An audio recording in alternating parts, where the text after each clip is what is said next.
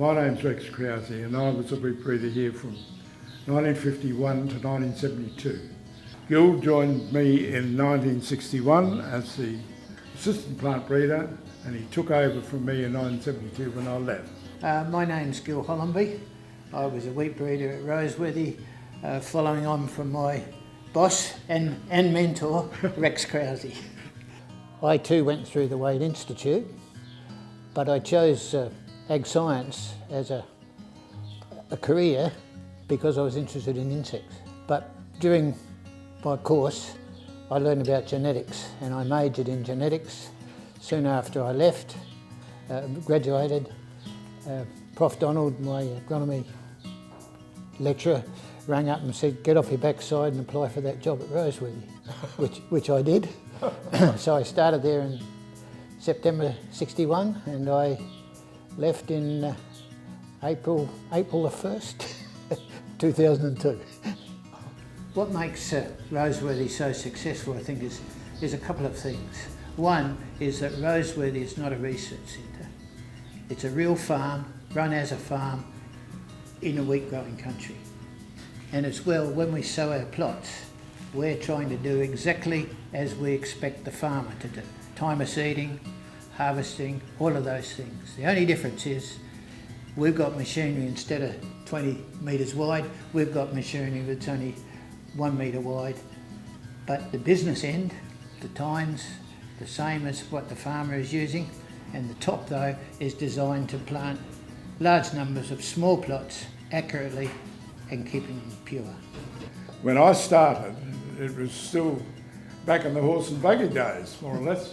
Our seeder was a 9-hoe shearer drill drawn by 2 horses with a pole up between them and driven by an old farmhand who kept his eye over the wheel and had his pegs lined up in the distance to keep him straight.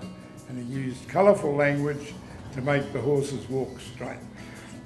From there we went to, I suppose, a Massey Ferguson tractor, and the attachment for the drill had been converted, so it went onto the tractor. And likewise with the harvesting equipment, the original was a stripper, about a 3-foot stripper, which was driven by a stationary engine and a belt driven, and drawn by 1 horse that was led along as you planted the plot after plot. And again, that old stripper was converted to attachment onto a little Massey Ferguson tractor, and the horse days were history. Well, one of the reasons Rex appointed me was to extend from 2 sites to 4 sites, and particularly I was to look after the dry land. So we had all generations at Stowe, which is further north of Balaclava in a more sandy rain shadow area. After a little while it proved that single plant selection could be done at Roseworthy for anywhere. And it was then that I realised that, and I suppose I would have been the first with some statistical knowledge, because I can remember, I would think so, I can remember crunching that machine, winding around, doing 10-year backlog of random plot analyses. And so I had that interest and became interested, and again with my association with Keith Finlay at the Wade Institute, who had written a landmark paper on genotype-environment interactions, I extended it into our program. We still proceeded with the Pelschenki test, particularly for anything that included at least 50 to or even 25% Mexican semi-dwarf material in it. But we also did Perling index, which is a measure of grain hardness. We got a small mill, which enabled us to get a measure of flour yields. Then it still all went, for later generations, went to the Department of Chemistry. In fact, nearly 1/2 of my budget was spent in the Department of Chemistry. That's the sort of pressure we saw on there. I suppose it was 92 that we knew that the wheat proteins, storage proteins, consisted of a number of glutenins controlled by 3 loci for the high molecular weights and another 3 loci for the low molecular weights. And there were 2 particular loci, 510 and 212.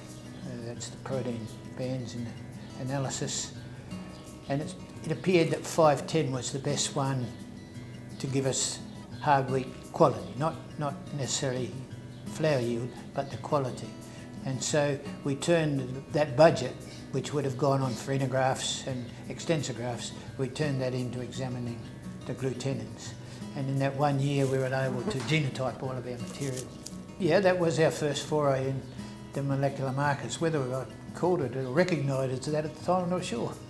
In spite of the fact that I was a wheat breeder here for 20 years, I only released 4 varieties.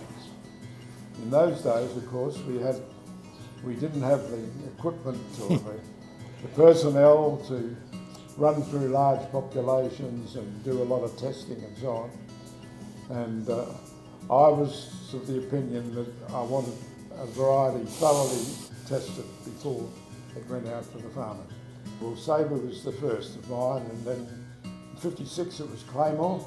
We're still using the weapon series of names, of course, and I'm delighted to hear that it still applies today. And also the RAC numbers, which I reckon started in about my time or a bit earlier. Anyhow, Claymore, then Glaive, and then finally Halberd, which was obviously my best. I don't call it my variety. By this time, Gil had joined me. He became the assistant in 1961. Halberd was released in 1968.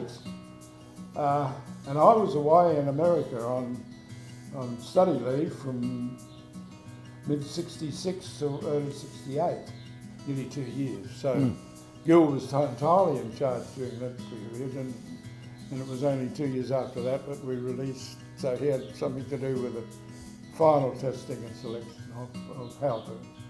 I was pleased to Rex recognise my minuscule part of Halberd, but I was certainly pleased to see that grow. And then it was Spear, and soon after that Machete, which were 2 semi-dwarf varieties. The initial crosses which Rex made while he was still in America on that study leave that he was talking about. Spear was partly serendipitous in that it did well in South Australia, but it fitted a new agricultural system in Western Australia and became very, very widely grown over there. Machete reached its greatest area of any of the varieties up until then in South Australia. Machete was based on Gabo, which to the baking industry was the ideal hard bread baking wheat. Machete had slightly better grain size and test weight, and so it milled better than Gabo did. It's mechanisation and the size of the programs, and the personnel involved. You know, when I started, I was the plant breeder, I had a field assistant, and any other assistance was from students that were students at Roseworthy. And that was the personnel we had to work with, and we only had very primitive sort of equipment that we worked with, as I mentioned, you know, horse drawn things and that sort of thing. So to go around today and see the number of plots, it's just staggering to me. I mean, you've got talk 60,000 plots or something like that. You know, we'd had about 1, I suppose, if we had that many in my day. But that's all we could handle with the personnel and the equipment we had.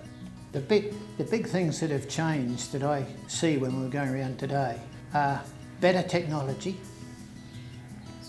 being able to be applied with much more accuracy. The more research you do, you break up what used to be drought resistance, can now be broken up into several smaller components, with knowing the genetics of those components, like heat stress, drought stress, things like that, you can zero in much more. So although your objectives look much, much more complicated than they used to be back in my early times, where it was just rust resistance, yield and quality, those three are broken up and it looks more complex. But in actual fact, it should be easier because the genes that are operating are better known. I think wheat breeding is, or any plant breeding, is a continuum of events where you're crossing lots of lines looking for new combinations, but most of the parents are not chosen at random.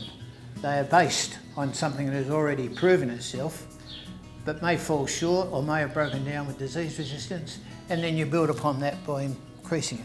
So gradually your base material is on a slow improvement. Every now and again something will appear which is excellent in its own right and gets released. So you're, at any one time, you're weighing up what farmers have got, what you've got, and you're releasing what is better than what farmers have got. Not, and certainly not the best or the most ideal, because that's still a goal into the future. So that you, every plant breeder, I built on what Rex had done. People coming after me, like yourself, build on what was there when I left. You might throw a lot out, but I'm sure some of it will be useful. And the same will happen to your people following you. I remember one comment that Albert Pugsley, who was another important wheat breeder in Australia, said to me. He said, he used to call me son because I was younger than him. Listen, son, your plants are talking to you. Make sure you're out there to listen. I can still remember when he told me that. I stayed as wheat breeder at Roseworthy until 2002, and getting towards the end of my career, I met Hayden as a student in my plant breeding lectures. I was very pleased when he came to get some work experience with us, and I was even more pleased when he applied and achieved the position of wheat breeder at Roseworthy, which he's occupied ever since. My name's Hayden Cookle, and I'm one of the wheat breeders based at Roseworthy with AGT. I was lucky enough to spend a bit of time as a casual on a harvester with Gil, and the whole time able to pick his brain about all of the stuff that he'd learnt over his career, and I've really benefited from that ever since. It's really humbling to hear the stories that Gil and Rex tell, especially knowing about all of the molecular advances, the computer science advances, and even robotics that we can use now to try and achieve some of the same sorts of things they were doing 50 years ago. One of the big benefits of AGT has been the investment levels that we've been able to put back into wheat breeding to benefit Australian growers. Same issues being dealt with as Rex and Gil, but using some of the newer technologies that are now available. A lot's changed since Rex, for example, was wheat breeding, drawing, seeding equipment with horses. But that history is still really important, and it helps shape, I guess, the future of our activities in wheat breeding.